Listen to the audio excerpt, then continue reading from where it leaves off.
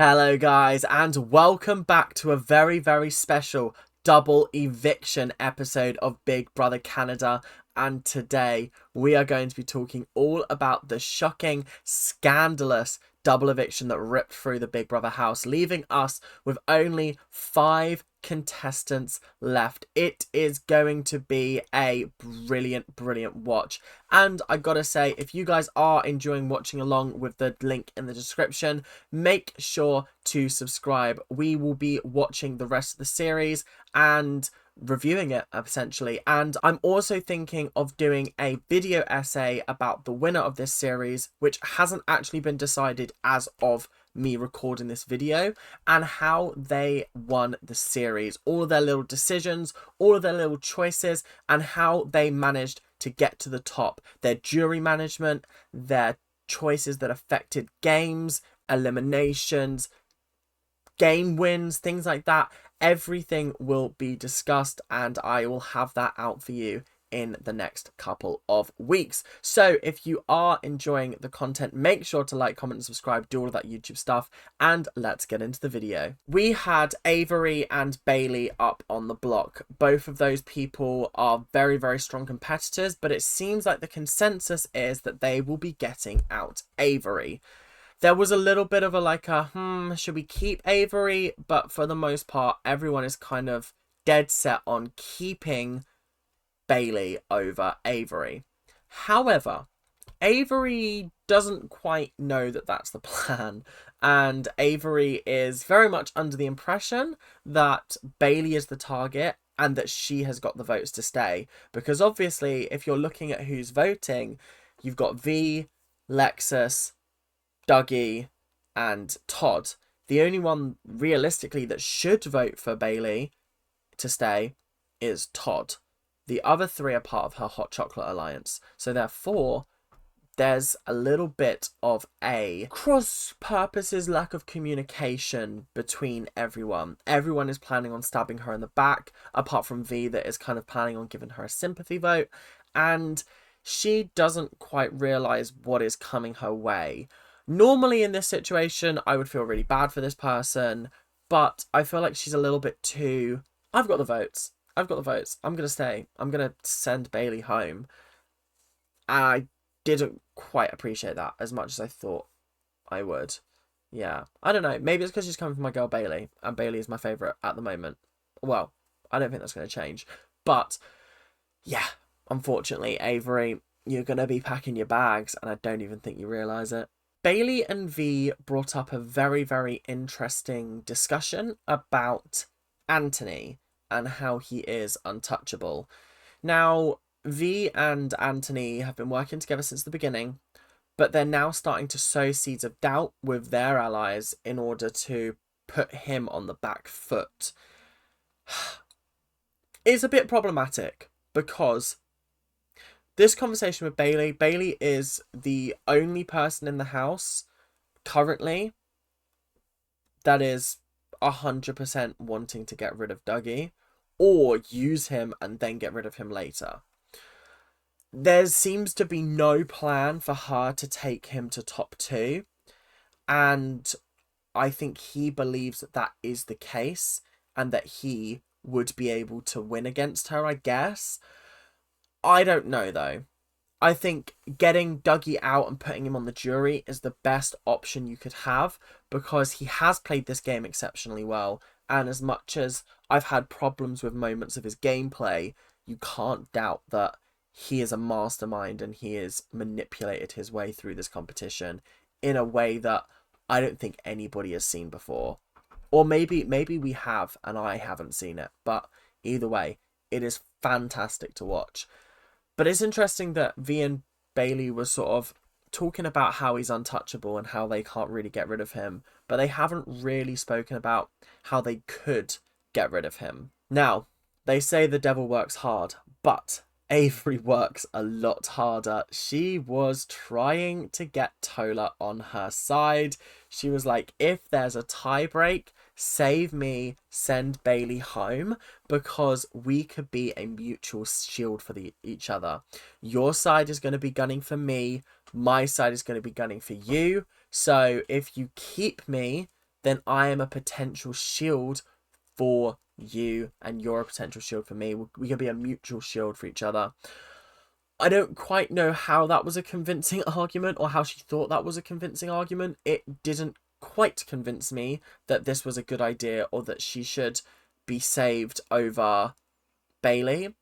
But I think she's trying to get the votes to save her in the event of a tie. I think she feels like Dougie and V will save her, and then Lexus might vote against her. So she's trying to appeal to Tola, who is the deciding vote in the event of a tie. And I just don't think he would do it. I don't think he would save her. I don't think he wants to. Because later on, he was talking to Todd. This was during the middle of the night. And he was going, look at the big portrait of all of us. You see that top row? The only one that needs to go from that top row is Avery. Everybody else is already home or in the jury house. And I looked and I was like, rah, all of the top 7, 6 of them are in the front row, and then it's just Avery in the back row. Everyone else in the back row has been sent home. How crazy is that? Did they plan it that way? No way. Surely they didn't. That just must be a mad coincidence. But either way, it is very, very interesting to know. And I gotta say, Tola starting to make some big, bold moves. Because what did he tell Todd? This person should be your target. Who was he pointing at? Spicy V. I was like, rah. No, Spicy. They're coming for you. You gotta get out of there somehow. You've got to win the next head of household, because otherwise you're going home. That's the issue with double eviction days. If you're not in power, you literally could go home. The whole house could turn on you in a matter of minutes, and that is scary. It's scary as fuck. Not a fun position to be in at all.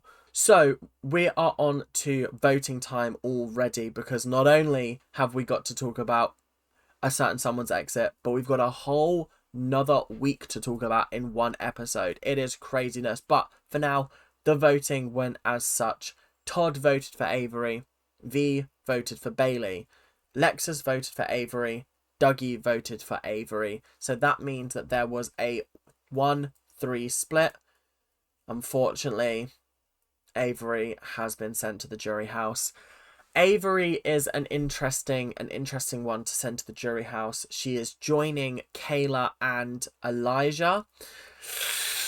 Ooh, I don't know how I feel about that currently. I feel like V would be in a good position to win if she got to top 2. I feel like Bailey could be in a good position if she made it to top 2. Tola, Dougie, Lexus, Todd, potentially actually. All 3 of the people who have left were at one point pals with Todd, or in some kind of an alliance with Todd. So I have a feeling that Avery is going to be a very, very important vote in this matter, but I don't know who for. Maybe she's going to have to pick between the lesser of 2 evils. I don't know. But either way, it's time to head on to the second eviction. So, the way the second eviction works in Big Brother Canada and Big Brother US is they do a whole week's worth of events in one night. So we have the HOH competition, we have nominations, we have a veto meeting, we have a veto competition, and then we have re-nominations if necessary. Yeah. This was a fun one. This was a really, really good one. The first HOH competition was a marathon. It was called Race to the Sun. They had ex-players come in and they were wearing numbers on their bibs. And you basically had to add them all up, do mental maths, and then whoever had the closest number at the end would win HOH. V actually won HOH from this by just putting the numbers 1, 2, 3, 4. So completely by luck, which was a little bit frustrating, but also I was like, okay, good, because Bailey's not going to be put up for nomination. That's great. Wonderful. And I feel like the issue with this now is that V's got to make a difficult choice. She's got to take out someone and the person that she wanted to take out was Tola. And then she was like, who do I put up against Tola to make sure he goes home?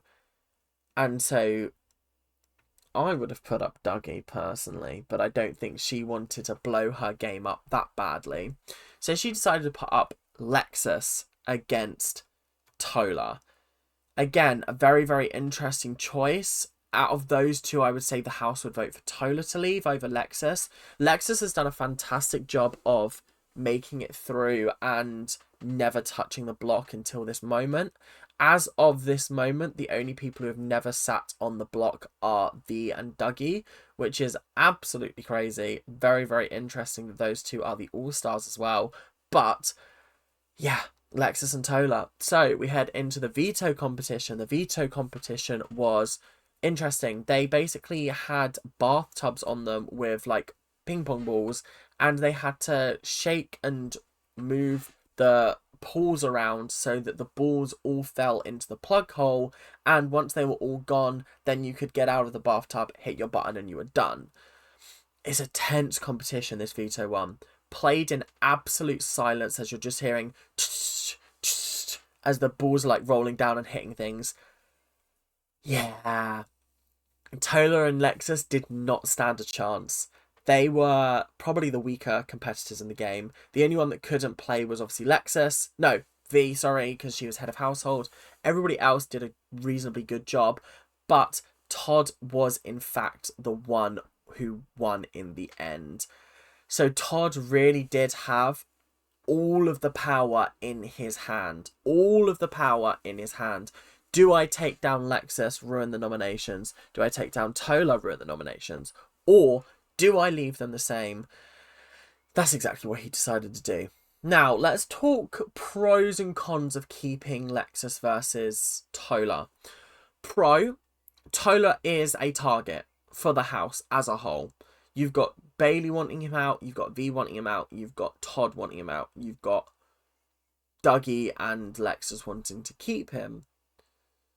However, you've also got Lexus, who is a minor threat.